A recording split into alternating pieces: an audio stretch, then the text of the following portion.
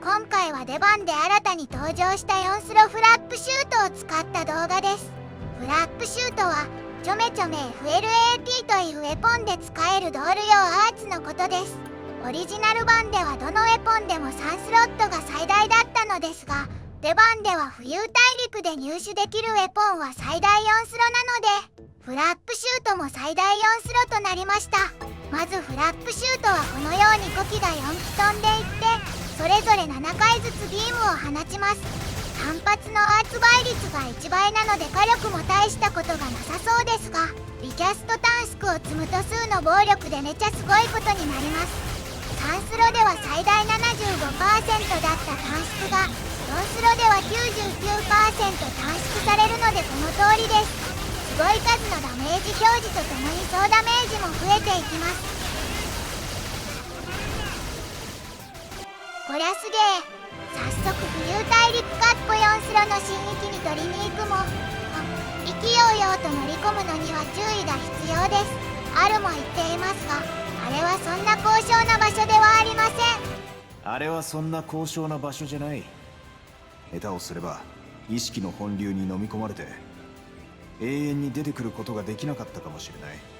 あの世界は意識の監獄だ。4スロフラップは浮遊大陸にいるぜ。ラーを倒せばよいのですが、確率が 0.00375% しかないので非常に渋いです。私もドゥルガとゼラーを11800体倒して2つ入手できただけです。時間にして80時間ぐらい監獄にこもっていたので、本当に意識の保入に飲まれるところでした。フラップの説明はこれぐらいにして、ここからはフラップに特化した構成でどのぐらいの火力になったのかをお見せします。まずこれは射撃力に特化した汎用的な構成です。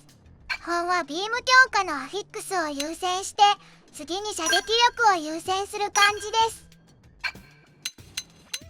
ビーム強化はアーマーとフレームで足す 400% が最大値です。エポンは GG カスタムを使用しています。強化回数がバグっているのはそのためです。ビーム強化は足す 400% なので合計 800% が加算項になります。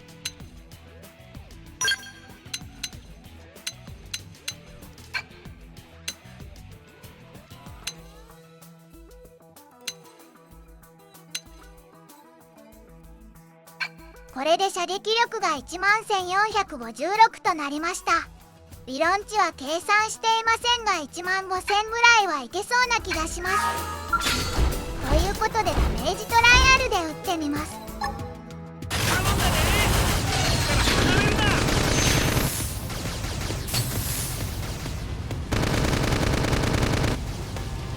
大体13万前後のダメージが出ていますね。これを連射すると GPS は結構高くなります。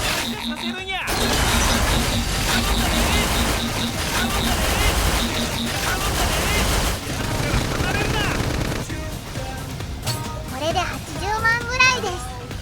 次は OCG とバフでバフも加えてみます。デバフは味方に巻いてもらうので、ビーム耐性低下が使えるドールを3機用意します。装備はかなり適当です。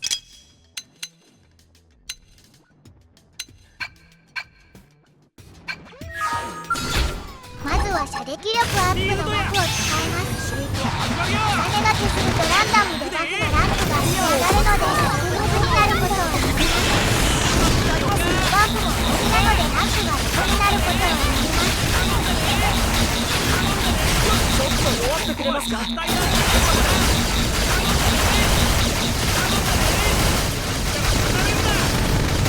どちらもランク5だったので最大でも50万ダメージぐらいでした。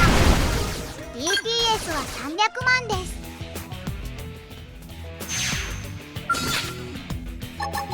リールドや。これはバフでバフが別のパターンです。頼んだね。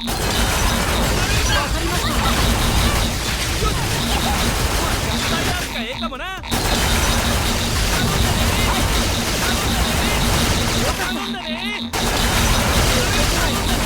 65万ダメージが見えました。ばらつきはありますがこれは競争です。死ぬ圧で支援を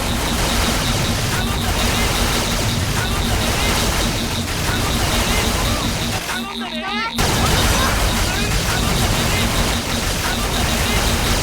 頼んだね。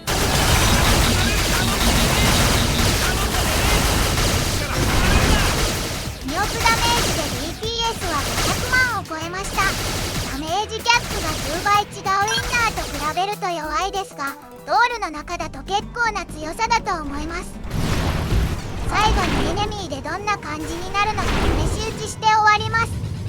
お相手は HP1 億超えの首の皇帝グラデウスさんです。ビーム耐性が25なのでダメージトライアルよりもダメージは増えますが、他のエネミーだと一瞬で溶けてしまうので相手はフィールドやありだね。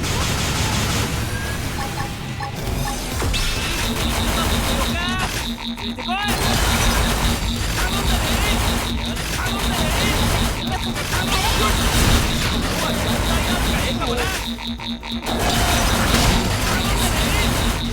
んだね。頼んだね。死ぬ。30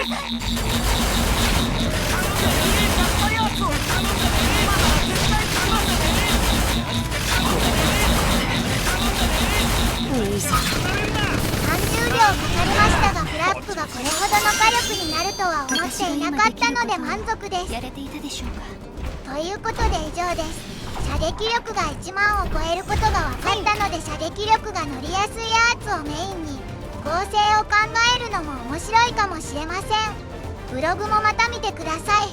ご視聴ありがとうございました。